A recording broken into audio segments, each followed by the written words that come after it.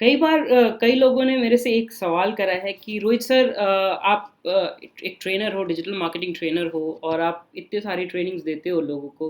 तो सर, कुछ ऐसा बताओ कि जैसे हम भी आप ब्लॉगिंग कर सकें, हम भी ब्लॉगिंग में कुछ कमा सकें, कुछ बढ़िया सा कंटेंट लिख सके। ये सवाल कई बार मेरे ट्रेनीज मेरे से पूछते हैं।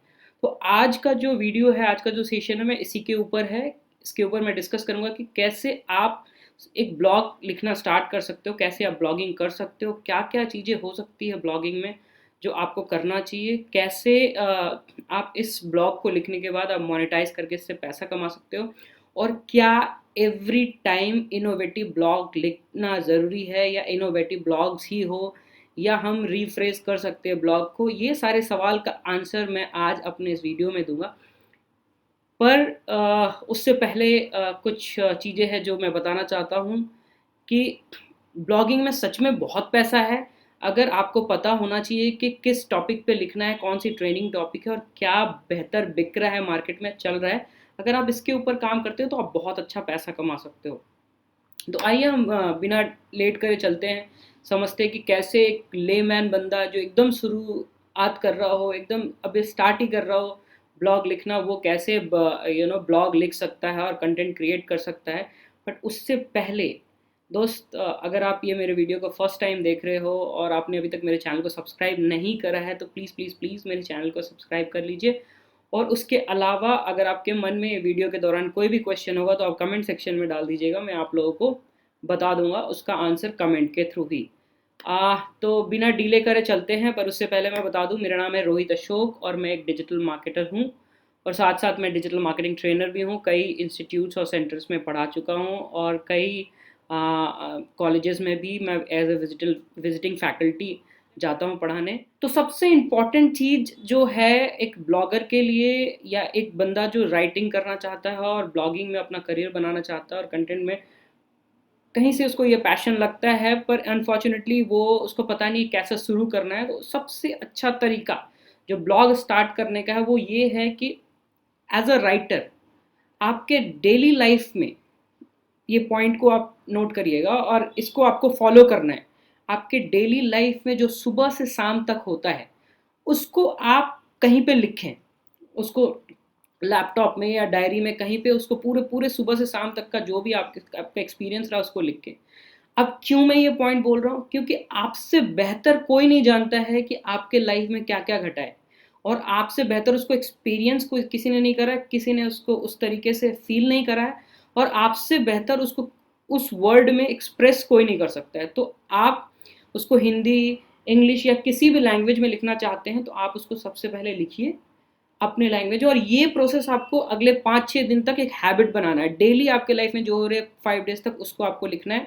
तो पहला पॉइंट यही है कि आपके लाइफ में जो हो रहा है सुबह से शाम तक अगले 5 दिन तक आप उसको डेली लिखना है और इसको एक हैबिट बनाना है। जैसे आपका एक हैबिट हो जाएगा तैयार, नेक्स्ट छठे दिन से आपको क्या करना है, सेकंड पॉइंट जो है, छठे दिन से आपको क्या करना है, ब्लॉगिंग कैसे हम करते हैं, बड़ा सिंपल सा तरीका है। जो भी आप देखते हैं breaking news breaking news breaking news, ये डेली के न्यूज़ व्यूज़ झमेले जो भी आप देखते हो सुनते हो, न्यूज़ टीवी में, न्यूज़ चैनल में, या मोबाइल में पढ़ते हो या मोबाइल में वीडियो देखते हो, इसी एक टॉपिक को उठा के इसको रीफ्रेज करके आपको अपने लैंग्वेज में अगले अगले 7 दिन तक लिखना है।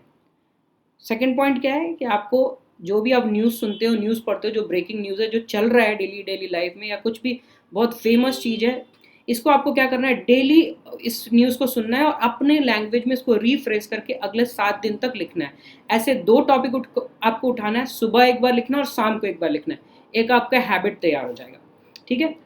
इसके बाद आपको अगले 2 दिन तक क्या करना है, अगले 2 दिन तक बड़ा सिंपल सा काम करना है। आपको जिस भी इंडस्ट्री में आपका इंटरेस्ट है, वो ट्रैवल हो, फूड हो, टूरिज्म हो, म्यूजिक हो, मूवी हो, या क्लोथ्स हो, या फैशन हो, किसी भी इंडस्ट्री में अगर आपका एक्सपीरियंस या है पहले से, या आपका इंटरेस्ट है, आपको उसमें लिखना है, तो आपको उस इंडस्ट्री के एड्स, एडवर्टीजमेंट को उठाना है। ठीक है। अगले 2 दिन तक एडवर्टीजमेंट को उठाना है, जो भी उस इंडस्ट्री के एड्स चल रहे हैं उस एडवर्टीजमेंट को उठाना है। उसको आप क्या समझते हो एडवर्टीजमेंट से, आपको क्या फील होता है, और उसको अपने लैंग्वेज में लिखना है। तो इससे क्या होगा, आपका एक 14-15 दिन का एक हैबिट तैयार हो जाएगी, आपको करना क्या है। अब अगले 5 दिन तक जो है वो मेन क्रिशियल है। अभी 14 दिन तक आपका काम हो गया। अब अगले 5 दिन तक आपको करना क्या है, वो बहुत इंपॉर्टेंट है।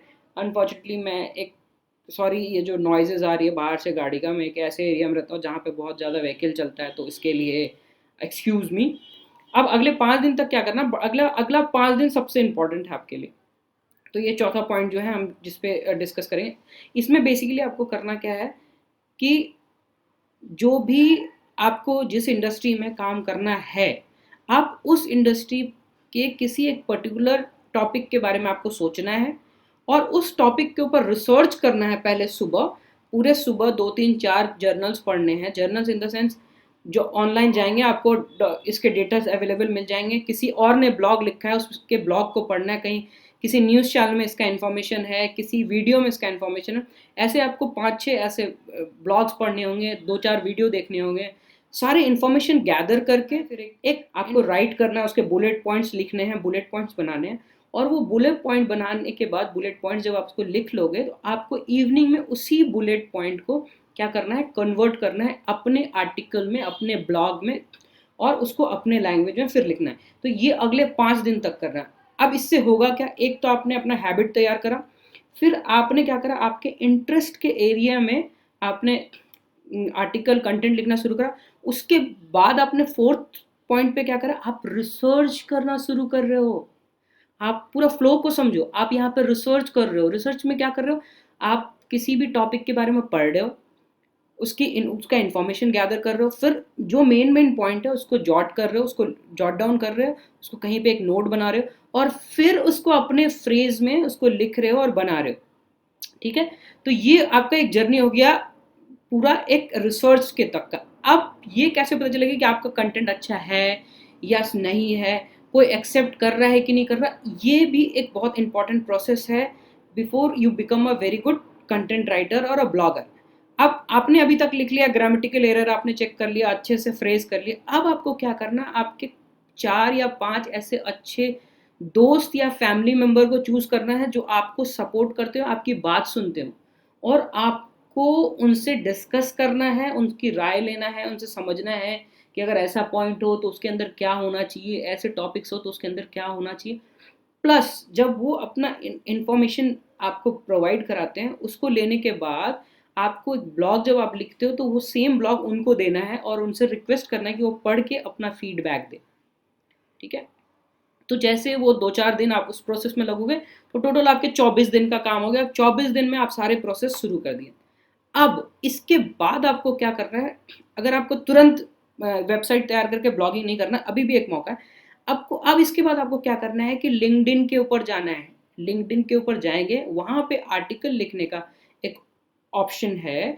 वहां पे जाके अब आप जिस निश पॉइंट में आप हैं, अगर आपका लिंक्डइन में प्रोफाइल है तो आप प्रोफाइल के थ्रू जाइए और वहां पे अपना कंटेंट लिखिए। अदरवाइज आप लिंक्डइन में प्रोफाइल बनाइए, वहां पे आर्टिकल पोस्ट करिए।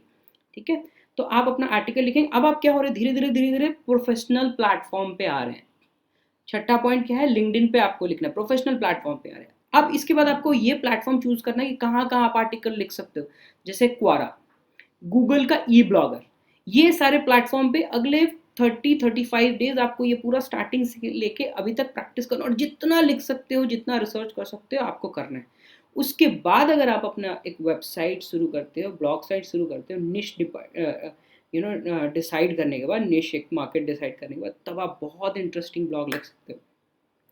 अब ये तो हो गया ब्लॉग का जर्नी कि मैं स्टार्ट कर रहा हूँ ब्लॉग लिखना, तो कैसे मैं किस किस टॉपिक पे लिखूँ, कैसे मैं ब्लॉगर बनूँ, या कैसे कंटेंट लिखूँ, ये एक प्रोसेस था। अब इसके बाद कई क्वेश्चन मेरे से कई बार लोग पूछते हैं कि रोहित सर ये बता दो यार, सारी बातें ठीक है, पर ये बता दो कि जब हम ब्लॉग लिखते हैं तो कई बार लोग ये दिमाग में होता है कि सबसे हटके ब्लॉग कैसे लिखे, सबसे अलग ब्लॉग कैसे लिखे, सबसे डिफरेंट ब्लॉग कैसे लिखे। तो इस क्वेश्चन का जो है मेरे पास एक आंसर है। आंसर ये है कि बस एवरी टाइम कोई इनोवेटिव ब्लॉग नहीं लिख सकता।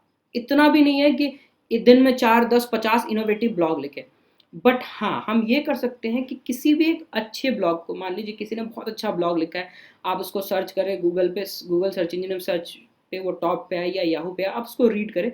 आप कोई भी बहुत अच्छा ब्लॉग परफॉर्म कर रहा है तो आप क्या कर सकते हो, उस ब्लॉग को अपने लैंग्वेज में रीफ्रेज कर सकते हो। एक दूसरा, आपने किसी ब्लॉग को लिखा है, उसी ब्लॉग को आप रीफ्रेश करके उसमें कुछ और नया कंटेंट ऐड कर सकते हो, और इनोवेटिव आइडियाज़ जो हम जिसके पीछे हम परेशान हो रहे हैं, उतना परेशान होने के बजाय हम उसमें नए कंटेंट ऐड कर दें, नया एंगल ऐड कर दें। अगर वहाँ पे आपने सिर्फ हाउ और व्हाई लिखा है, तो व्हाट भी आप लिख लें, एंड उसके बाद का प्रोसेस भी उसमें डालें। तो ये क्या हो जाएगा कि आपका एक जो पुराना कंटेंट है, आप उसको फिर से रिफ्रेश करके न्यू बना दे रहे हो।